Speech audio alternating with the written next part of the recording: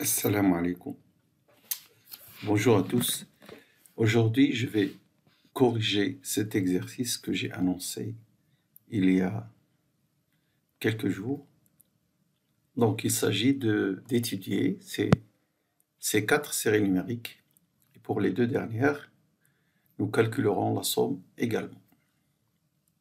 Alors, regardons tout de suite la solution.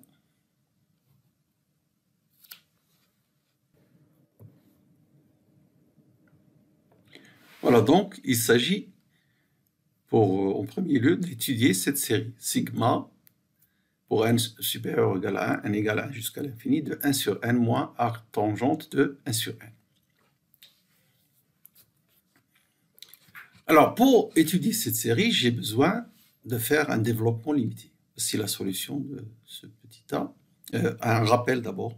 Je rappelle le développement limité de arc sinus x au voisinage de 0. Alors, arc sinus x, sa dérivée, c'est 1 sur racine de 1 moins x au carré, et qui est donc définie dans l'intervalle moins 1, 1, et la dérivable sur l'intervalle moins 1, 1 ouvert. Voici donc la dérivée de arc sinus qui est, on peut l'écrire 1 moins x2 à la puissance moins 1,5. Alors, ceci de type 1 plus u puissance alpha, on sait quel est le développement, 1 plus alpha u plus, etc., etc.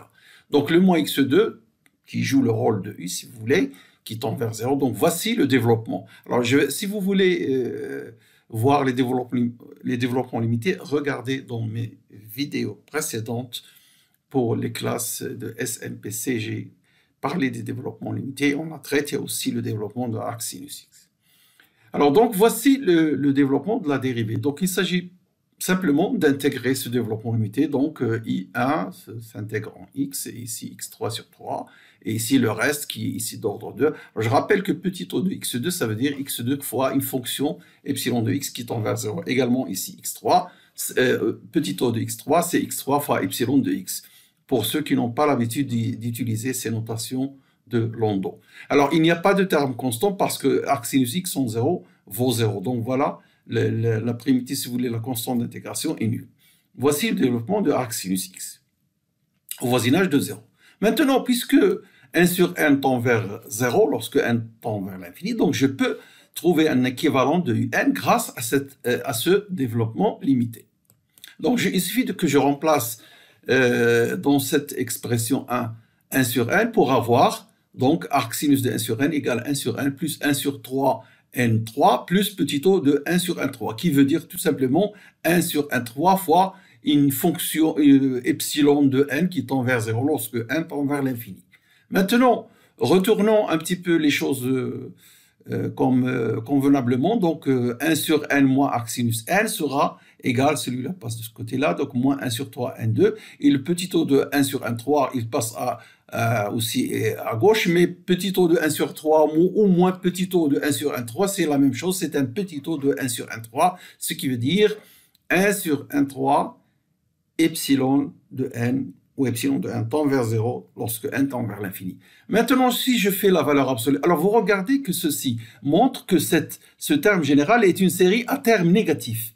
Pourquoi? Parce que le petit o de 1 sur 3, 1,3 est négligeable devant ce terme. Donc, à partir d'un certain rang, cette série, ce terme général, pardon, est à terme négatif. Et cette série est à terme négatif. Mais comme je veux éviter de cette histoire, je prends la valeur absolue, elle est équivalente à 1 sur 3, 1,3. Voilà, vous prenez la valeur absolue et vous avez cette équivalence. Je vais vous montrer ça. Regardez, vous avez u n est égal à ça. Hein? Petit o de 1 sur 3, on peut l'écrire aussi 1 sur 1,3, petit o de 1. Quand vous faites la valeur absolue et vous factorisez 1 sur 3, 1,3, donc il vous reste la valeur absolue de moins 1 sur 3, 1,3. Donc ceci. Et qu'est-ce qui reste à l'intérieur? 1 moins 3 petit o de 1. Pourquoi j'écris le 3 en jaune? Vous pouvez l'enlever parce que petit o de 1 ou 3 petit o de 1, c'est un petit o de 1. Donc vous pouvez tout simplement l'effacer sans problème. Et ceci, évidemment, ça tend vers 1. Donc on a l'équivalence, manifestement, valeur absolue du n divisé par ce terme-là, ça tend vers 1, et donc on a l'équivalence. Voilà. Et maintenant que ce terme général en valeur absolue est équivalent à 1 sur 3, n3, qui est le terme général d'une série de Riemann convergentes, vous le savez parce que nous avons 3 qui est supérieur strictement à 1, alors la série n est absolument convergente. Par conséquent, aussi convergente. Alors la deuxième série que nous allons étudier, c'est cette série-là.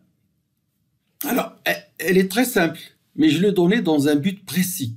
Bon, ici j'ai fait des exercices, mais dans chaque exercice, on essaie de transmettre quelque chose. Là, pour la première fois, j'utilise les développements limités. Là, je vais vous avertir sur quelque chose de très important, même si la série, elle est vraiment très simple. Alors, regardons sa solution. Le terme général de cette série numéro 2, que j'ai appelé Vn, je peux le couper en deux en divisant ça par ça, voilà, et plus 1 sur 1. Là, maintenant, j'ai le terme général d'une série convergente. Le terme général moins 1 sur 1 sur racine de n, elle converge parce que c'est une série alternée dont la valeur absolue est une suite décroissante. C'est quoi cette valeur absolue? C'est 1 sur racine de n. Elle décroît vers 0. Donc, d'après le critère des séries alternées, cette série est convergente. Et c'est 1 sur n, évidemment, c'est le terme général d'une série divergente parce que c'est une série de Riemann avec alpha égale 1. Et nous savons que les séries de Riemann du type 1 sur n puissance alpha convergent si et seulement si alpha est supérieur strictement à 1. Par conséquent, maintenant, Vn écrite comme la somme d'un terme général d'une série convergente et celui d'une terme série divergente, évidemment, ça diverge. J'ai toujours dit que converge plus diverge, c'est diverge. Converge plus converge, converge. Diverge plus diverge, point d'interrogation. Donc ici, convergence pour ce terme général, la série converge. La série correspondante à ce terme général diverge, donc la somme est divergente. Sigma de Vn est divergente. Pour la troisième question, voici l'énoncé, calculer les sommes des séries que vous voyez ici. Évidemment, nous allons justifier d'abord la convergence, ensuite calculer la somme. Il n'est pas logique de s'aventurer, de calculer une somme si vous n'êtes pas sûr de la convergence. Donc, d'abord, étudier la convergence. La nature, est-ce qu'elle converge ou elle diverge? Donc, on commence par ce terme général que j'ai noté à n. Alors, vous voyez tout d'abord qu'il est équivalent à 1 sur n3. Je ne vais pas vous faire un dessin pour justifier que cette série à terme positif est équivalente à 1 sur n3. Donc, d'après le critère d'équivalence des séries à terme positif, nous avons la convergence. Alors, je peux revenir un petit peu en arrière parce que je vous ai dit que je vais vous apprendre quelque chose sur cette série très simple. Alors voilà ce que j'ai oublié de le dire, mais je peux revenir en arrière. Alors voilà ce que je vais faire.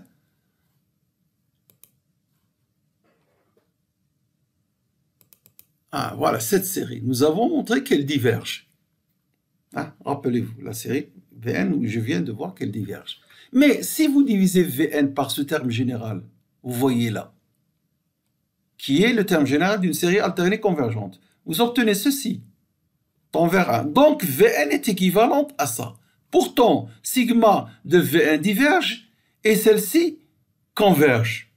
Nous avons deux termes généraux équivalents, mais ils n'ont pas la même nature. Qu'est-ce qui ne marche pas? Ce ne sont pas des séries à termes positifs.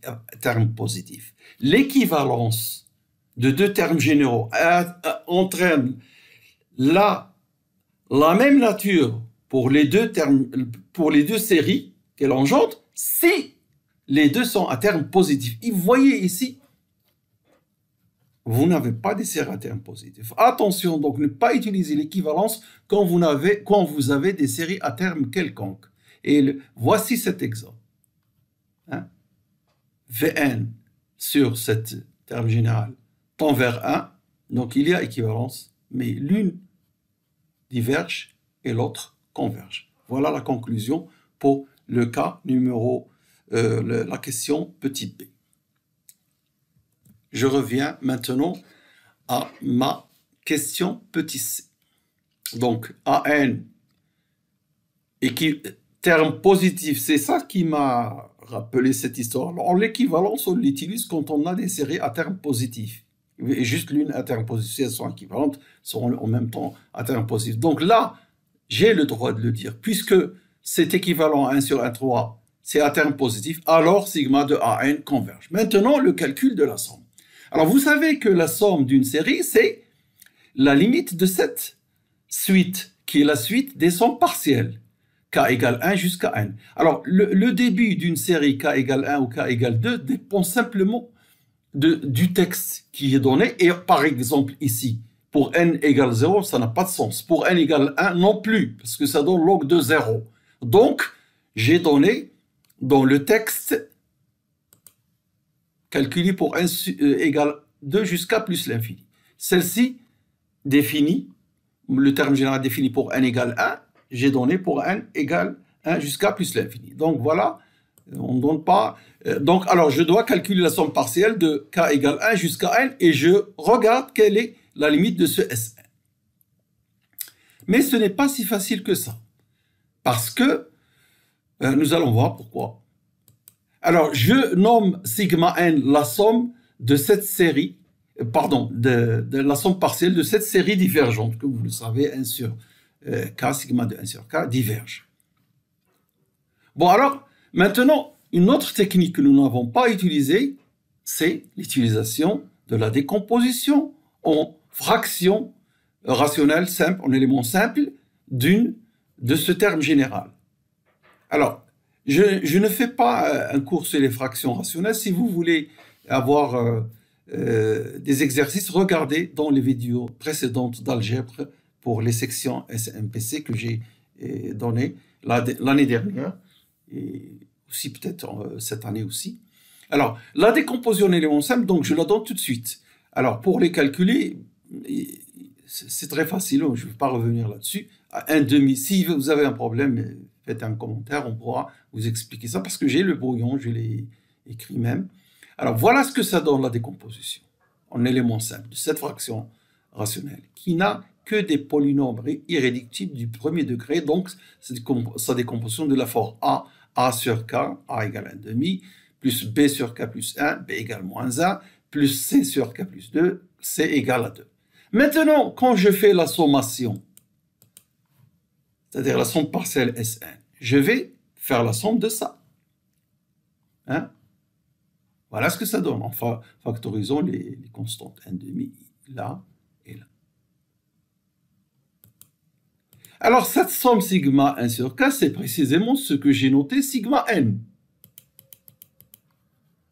Sigma n, c'est-à-dire la somme de k égale 1 jusqu'à n. Très bien. Donc là, il n'y a pas de problème, c'est 1/2 sigma n.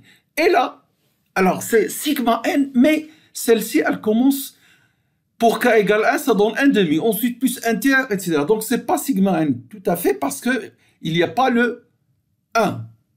Donc c'est sigma moins 1, moins le 1. Mais, par contre, elle dépasse 1 sur n, puisque pour k égale n, ça donne 1 sur n plus 1. Donc, c'est sigma n moins son premier terme plus un terme de plus.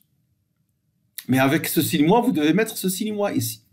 Pour l'autre, c'est encore pire, parce que elle va oublier, puisqu'on commence par k égale 1, donc le premier terme sera 1 tiers, donc on oublie 1 et moins 1/2, on doit les écrire, on ne les a pas oubliés, ils n'existent pas dans cette sommation. Donc, alors le 1/2, il est là, alors ça c'est la somme sigma n, mais sans le premier terme et le deuxième terme, mais puisque pour k égale n moins 1, elle vous donne ceci, et pour k égale petit n, ça donne ça. Donc il y a un excès de termes, je les écris.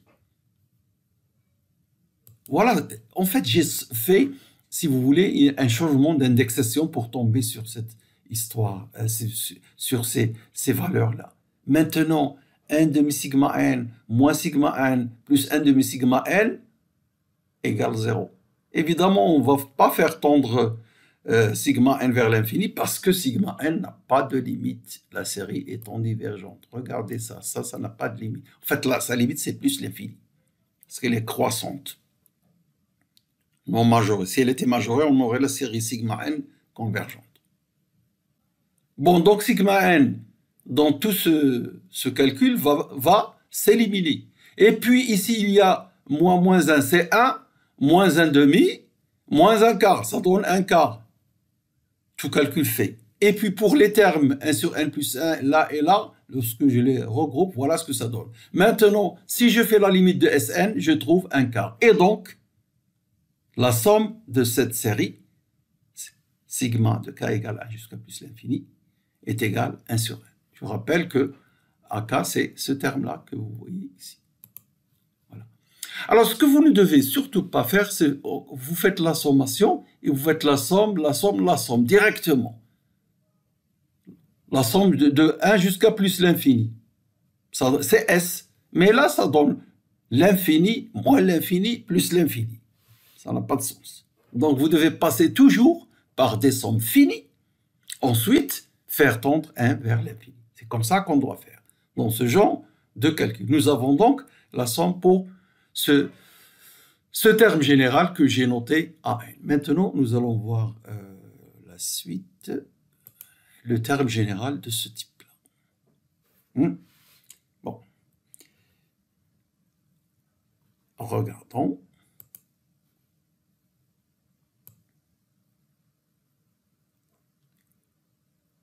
Le terme général Bn, c'est ça, logarithme de 1 moins 1 sur 1, 2. Je vous ai expliqué pourquoi on doit commencer par n égale à 2.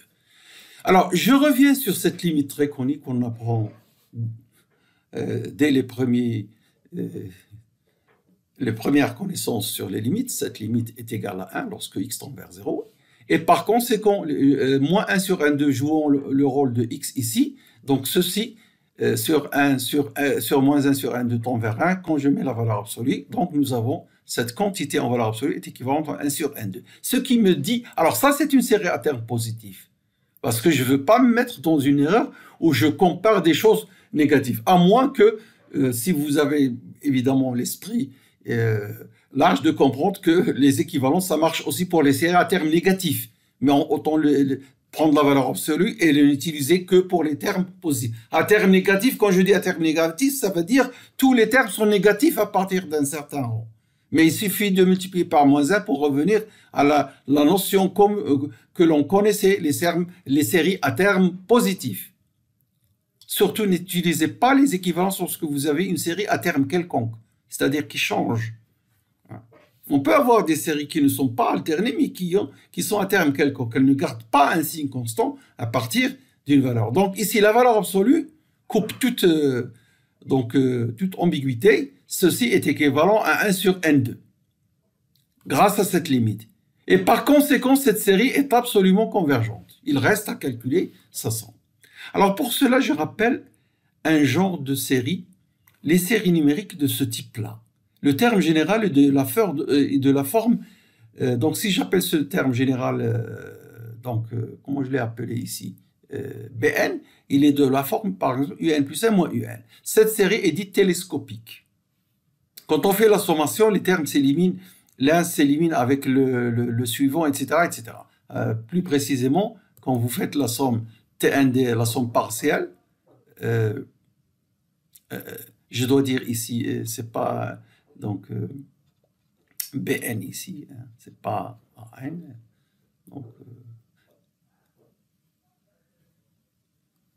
Donc, sigma de Un, oui, sigma de Un, sigma de Un, donc la somme partielle sigma de Un, quand vous faites la somme, alors vous avez... alors, pourquoi j'ai mis N0 et je n'ai pas mis 1 dans cette... proposition, parce que je ne sais pas, cette série n'est pas définie, donc je ne sais pas commence par quelle valeur. Donc à partir de 1, 0 ou 2, je ne sais pas. Donc j'ai mis une valeur 1, 0. Hein? D'une manière générale, si elle commence par une valeur 1, 0, cette série télescopique, Elle converge si et seulement si le terme général UN a une limite. Et la somme, c'est ça. Et ça, c'est aussi limite de UN moins la constante UN0. Donc, quand on fait la somme partielle, les termes, vous avez le premier terme, c'est UN0 plus 1 moins UN0, plus UN0 plus 2 moins UN0 plus 1. Vous voyez qu'il y a des choses qui s'éliminent. Et puis, il reste ça dans la somme partielle. Donc, dire que Tn, la somme partielle de cette série, admet une limite, ça veut dire que ceci admet une limite. Voilà la proposition. Voilà. Et d'ailleurs, ici, on peut limite de UN ou limite de UN plus 1, c'est la même chose, si elle existe. Donc, vous pouvez dire ici aussi limite de UN plus 1 moins UN0, ou bien limite de UN tout court. Bien, alors maintenant, utilisons cette propriété hein, et calculons la somme. Autrement dit, ce terme général Bn, je vais l'écrire comme une différence de type UN plus 1 moins UN. Regardons comment. Alors, je vais rendre ça, mettre sur le même dénominateur N2. Voilà ce que ça donne. Ensuite, cette identité remarquable 1 plus 1 moins N moins 1 sur N2. Donc, ici, vous avez le produit 1 plus 1 sur N fois le produit N moins 1 sur N. Donc, c'est log de 1 plus 1 plus log de N moins 1 sur N. Mais vous pouvez inverser ça en mettant moins log de 1 sur N moins 1. Du coup, vous avez la forme du terme général télescopique en posant ceci égal, je vais le poser, Wn. Donc là, on a Wn plus 1 moins Wn. Et donc, cette série Bn, cette série sigma B est une série télescopique. Et d'après la propriété, donc, sa somme, c'est la limite de Wn ou de Wn plus 1 moins W2. W2, c'est quoi W2? Vous mettez ici 2 sur 2 moins 1, donc log de 2. Alors donc, moins log de 2, puisque Wn tend vers 0. Wn tend vers 0. Donc la limite de Wn ici, ou Wn plus 1, c'est la même chose, ça tend vers 0, et il reste donc moins log de 2. Voilà la somme de la série, de notre série, qui est donnée dans le texte.